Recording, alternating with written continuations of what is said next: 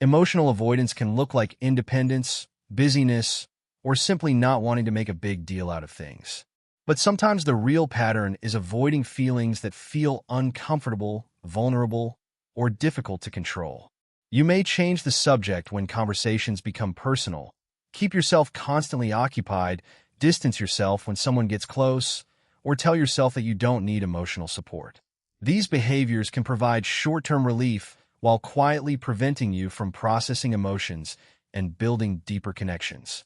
Understanding why you avoid certain feelings is often more useful than simply trying to force yourself to become more open. Number 1. Fear of vulnerability. Opening up means allowing another person to see parts of you that you cannot completely control. If vulnerability has previously led to criticism, rejection, betrayal, or disappointment, emotional openness may start feeling unsafe.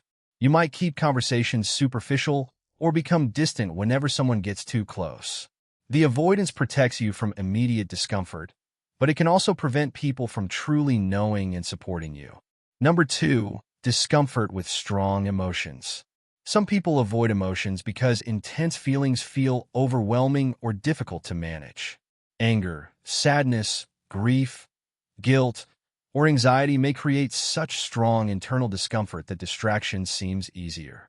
You might immediately reach for your phone, work longer hours, stay constantly busy, or focus on practical tasks whenever emotions appear. Avoidance can reduce the feeling temporarily, but the underlying emotion may remain unresolved. Number 3. Fear of losing control. Emotions can feel unpredictable, especially when you are used to staying composed. You may worry that if you allow yourself to feel something fully, you will cry, become angry, make a bad decision, or reveal more than you intended. As a result, you may suppress feelings before they become noticeable. But emotional control doesn't require emotional denial. Learning to experience feelings without immediately acting on them can create a healthier form of control. Number 4. Learned emotional suppression. Emotional avoidance can become a learned behavior. If you grew up around people who rarely discuss feelings, treated vulnerability as weakness, or expected you to stay strong no matter what happened, you may have learned to hide emotional needs automatically. Eventually, you might struggle to identify what you're feeling because suppression happens before you consciously notice the emotion. Recognizing this pattern can help you develop a more honest emotional vocabulary. Number 5. Fear that emotions will create problems. You may avoid emotional conversations because you believe expressing your feelings will create conflict, burden someone, damage a relationship, or make a situation worse. This can lead to silence, emotional distance, and unresolved resentment. But avoiding a difficult conversation doesn't always prevent problems. Sometimes it simply delays them.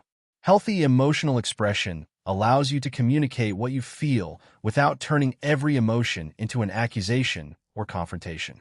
Emotional avoidance can be rooted in fear of vulnerability, discomfort with strong emotions, fear of losing control, learned suppression, or the belief that emotions will create problems. The goal isn't to become emotionally exposed with everyone. It's to become capable of choosing when and how to engage with your feelings instead of automatically running from them. When you can tolerate uncomfortable emotions without immediately escaping them, you create more room for self-understanding, healthier relationships, and genuine emotional connection.